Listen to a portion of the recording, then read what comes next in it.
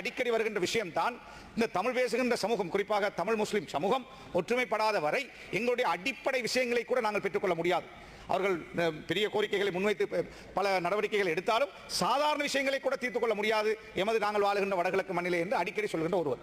அந்த யதார்த்தத்தை இன்றிருக்கின்ற தமிழ் முஸ்லிம் தலைமைகள் அல்லது முஸ்லிம் தமிழ் பாராளுமன்ற உறுப்பினர்கள் புரிந்து கொள்ள வேண்டும். இங்கே இந்த சபையை நாங்கள் எங்களுடைய சாதாரண அந்த மக்கள் யார், அது தமிழ் மக்களோ இஸ்லாமிய மக்களோ தவறு செய்யவில்லை.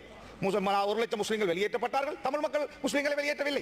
ஆயுத குழுக்கள் அந்த பணியை செய்தார்கள். அதே போல கிழக்கு மாகாணத்திலே தமிழ் மக்களுக்கு அநியாயம் முஸ்லிம் இளைஞர்களால் நடந்திருக்கலாம், அது இயக்கங்களிலும் இருந்திருக்கிறார்கள். அதே போல அதாவது ஆமியிலோ அதே போல வேறு படைகளிலோ முஸ்லிம்கள் இருந்திருக்கிறார்கள், அதே போல இயக்கங்களிலும் இருந்திருக்கிறார்கள். எனவே எவ்வாறான ஒரு சில இளைஞர்கள் செய்த தவறை முழு முஸ்லிம் சமூகமும் காயப்படுகின்ற மாதிரி அல்லது அவ்வாறான வார்த்தை பிரயோகங்களை செய்வதன் ஊடாக அது இன்னும் இந்த சமூகங்களுக்கு இடையிலே இனங்களுக்கு இடையிலே தூரத்தை ஏற்படுத்துமே ஒழிய ஒரு போதும் எங்களுடைய இலக்கை அடைவதற்கு ஆக குறைந்தது சாதாரண மக்களுடைய தேவைகளை பெற்றுக் கொடுப்பதற்கு கூட எங்களால் எதையும் செய்ய முடியாத ஒரு துப்பாக்கி நிலை ஏற்பட்டுவிடும். எனவே அவ்வாறானவர்கள் சம்பந்தன் ஐயா போன்றவர்களுடைய கடந்த கால வரலாறை படிக்க வேண்டும், அவர்களுடைய செயல்பாடுகளை பின்பற்ற வேண்டும், அவர்களுடைய பேச்சுக்களில் இருந்த யதார்த்தத்தை உணர்ந்து செயல்பட வேண்டும் என்று நான் அன்பாக வேண்டுகோள் விடுக்கின்றேன். அதே போல சம்பந்தன் ஐயா அவர்களுடைய இழப்பு முஸ்லிம் தமிழ் எல்லோருக்கும், சிங்கள மக்களுக்கு ஒரு பாதிப்பு. ஏனென்றால் எல்லோருக்கும் ஒரு உறவு பாலமாக இருந்தார். சிங்கள தமிழ் மக்களுக்கு ஒரு பாலமாக, முஸ்லிம் தமிழ் மக்களுக்கு ஒரு பாலமாக இருந்த ஒரு பெரும் தலைவர் தான் சம்பந்தன் அவர்கள். எனவே அவருடைய இழப்பால் அவருடைய குடும்ப உறுப்பினர்கள், அவருடைய கட்சியினர்,